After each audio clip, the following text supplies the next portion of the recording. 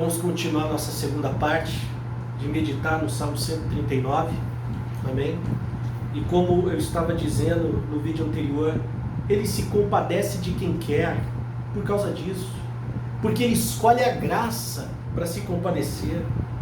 Ele não escolhe os nossos méritos, ele não escolhe a religião para se compadecer de nós, ele escolhe tão somente a sua graça, a sua misericórdia. Assim, pois, não depende de quem quer ou de quem corre, mas de usar Deus a sua misericórdia. É de usar Deus a sua misericórdia. Ele se compadece devido à sua misericórdia. Não depende do que você faz, não depende do que você é, não depende do que você seja. Ele usa a sua misericórdia tão somente e unicamente porque Ele quer, porque Ele escolheu a graça para usar a misericórdia.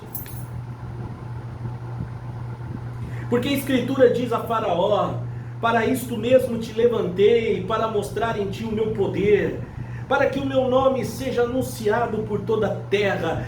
Logo tem Ele misericórdia de quem quer e também endurece quem lhe apraz.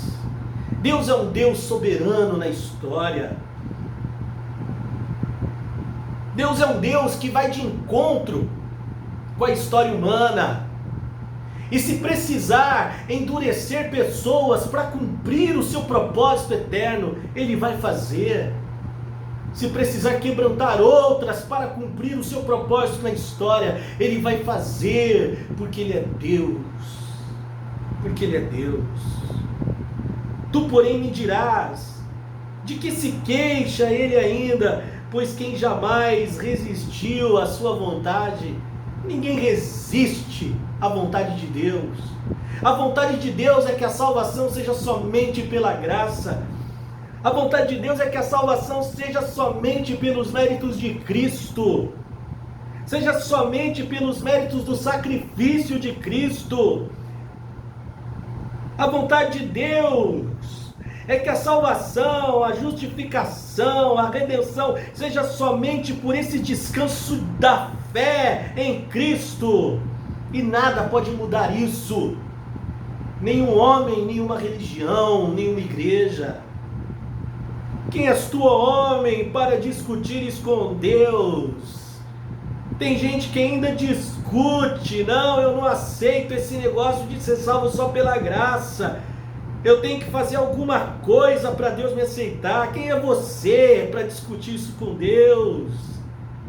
Porventura pode o objeto perguntar a quem o fez: por que me fizeste assim?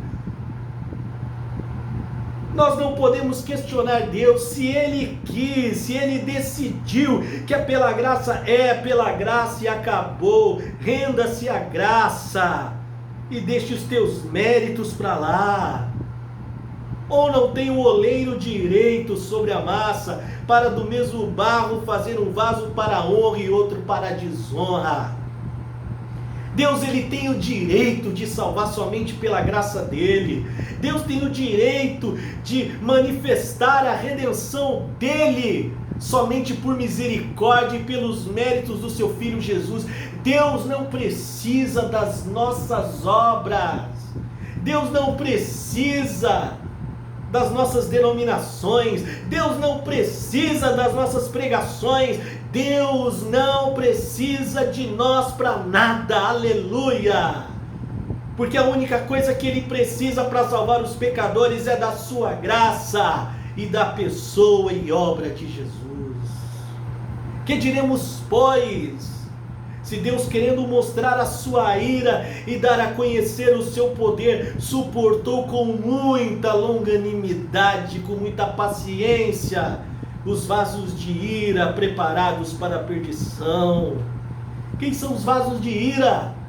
A religião, o legalismo. Deus tem suportado pacientemente até hoje os terrorismos que a religião tem feito no nosso meio evangélico. Deus tem aguentado até hoje pacientemente os abusos que a religião tem causado em meio ao nosso povo evangélico. Deus tem suportado veementemente as pregações de morte, as palavras de maldição que a religião tem proferido sobre o nosso povo, escravizando o nosso povo, causando amedrontamento no nosso povo. Porém, esses vasos de ira, que são as obras da religião, eles estão preparados para a perdição. Um dia serão lançados na perdição eterna e serão extintos. Os dias da religião estão contados. Os dias das ameaças, da hipocrisia, da falsidade do sistema religioso está contado, porque já está preparado para a perdição, a fim de que também desse a conhecer as riquezas da sua glória nos vasos de misericórdia que para a glória preparou de antemão. Quem são os vasos de misericórdia? Aqueles que se rendem à total suficiência do Evangelho, aqueles que se rendem à total suficiência de Cristo, à total suficiência da graça, da cruz, aqueles que pelos méritos de Cristo são do amor, do perdão, da misericórdia, são aqueles que promovem a paz em Jesus, são aqueles que promovem o perdão, são aqueles que promovem a reconciliação, são os vasos de misericórdia, são aqueles que se enxergam pobres, desgraçados, cegos e nus, e correm para a graça, humilhados e dizendo: ajuda-nos, porque sem o Senhor nós não vamos conseguir, sem o Senhor estamos perdidos, condenados. Esses são os vasos de misericórdia, são os que realmente, na sua pequenez, eles procuram ser o melhor que podem, não baseado em suas obras, mas baseado nos méritos da graça, os quais somos nós, a quem também chamou, não somente dentre os judeus, mas também dentre os gentios. Nós somos salvos porque Ele nos chamou. A gente não é salvo porque a gente é bom. A gente não é salvo porque Deus viu que um dia a gente creria em Jesus e se arrependeria dos nossos pecados. Nós somos salvos porque Ele nos chamou. Só consegue crer em Jesus e se arrepender dos seus pecados aqueles que Deus chamou. E aqui não é convite, a palavra grega para chamado é convocação, é um chamado eficaz, é um chamado que não pode ser rejeitado, que não pode ser resistido. A todos aqueles que Ele chama, Ele eficazmente vai fazer que creiam e obedeçam e se arrependam. E esse chamado não é somente entre os evangélicos, Ele não somente chama dentre os evangélicos aquele que Ele quer salvar, mas Ele chama também dentre aqueles que não são evangélicos, dentre o que Ele quer salvar, mostrando que a religião evangélica não salva, que a religião evangélica não pode salvar, que a igreja batista, a igreja presbiteriana, a igreja quadrangular, a igreja Deus Vivo, a Assembleia de Deus, nenhuma igreja evangélica pode salvar. E glória a Deus, porque muita gente que nunca foram evangélicos são do Evangelho, porque um dia foram eficazmente chamados a crerem no Senhor e hoje creem. E mesmo que você me critique por causa disso, é a verdade do Evangelho. Assim como também diz em Oséias: chamarei povo meu ao que não era o meu povo, e amada o que não era minha amada. Quanta gente que não é evangélica, mas faz parte do povo de Deus, porque foram eficazmente chamados a crerem e a receberem Jesus.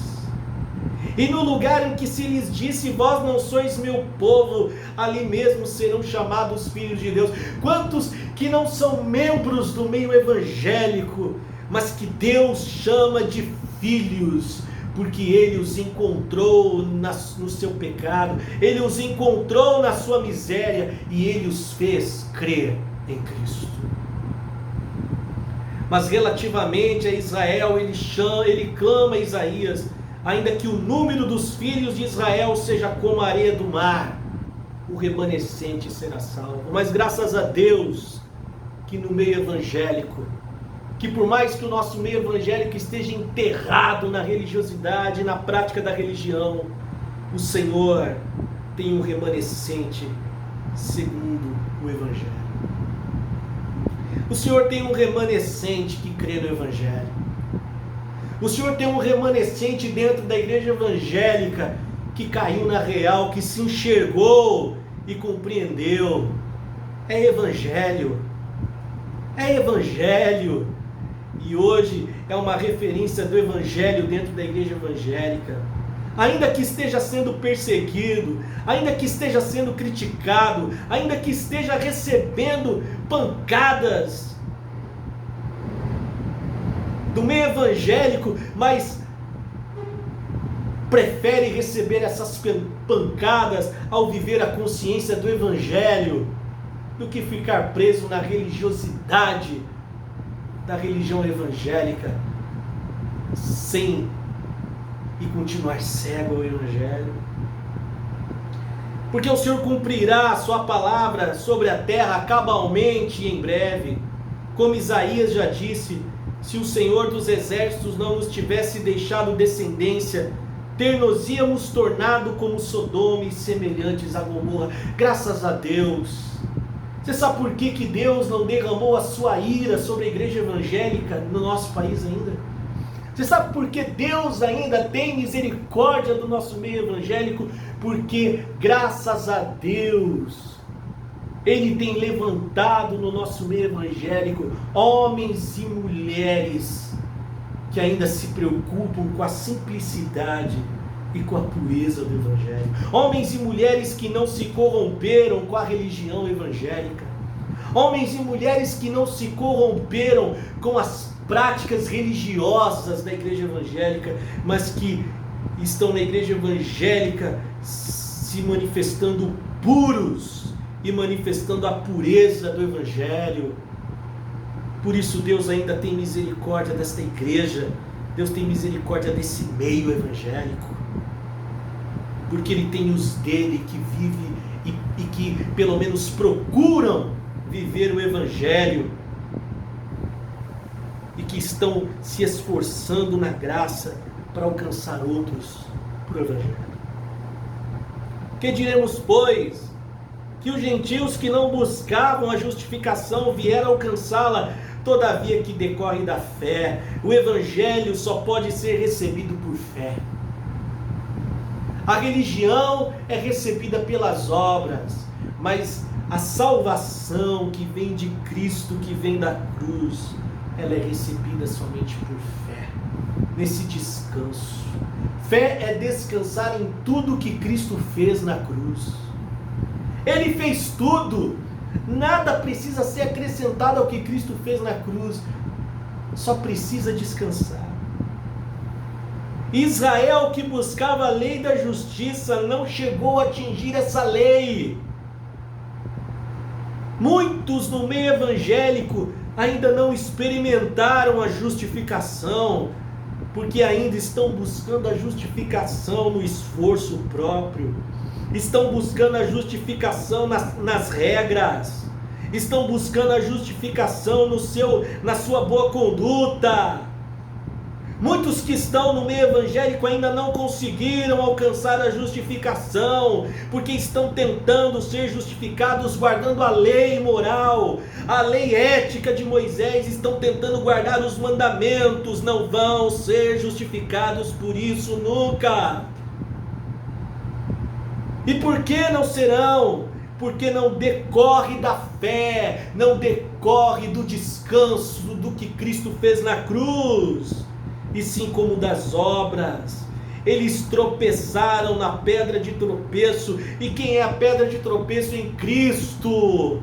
A igreja evangélica hoje tropeça em Cristo.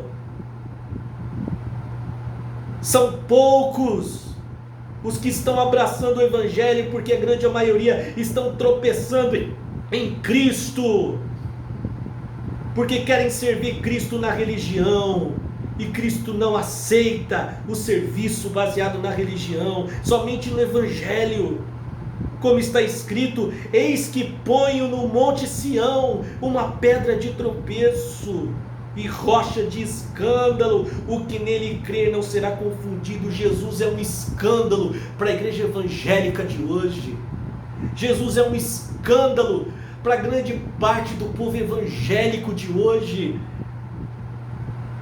porque Jesus exclui as obras, Ele exclui a religião, Ele exclui os nossos méritos, Ele exclui os sínodos, as convenções, Ele exclui para ficar tão somente com a marginalidade do evangelho.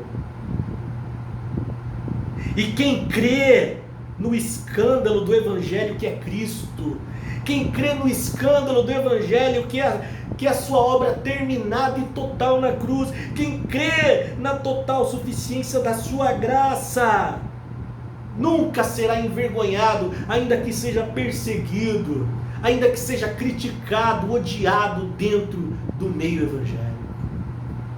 Que Deus te abençoe, que essa mensagem traga frutos ao seu coração e que você seja um homem, uma mulher do evangelho. Deus te abençoe.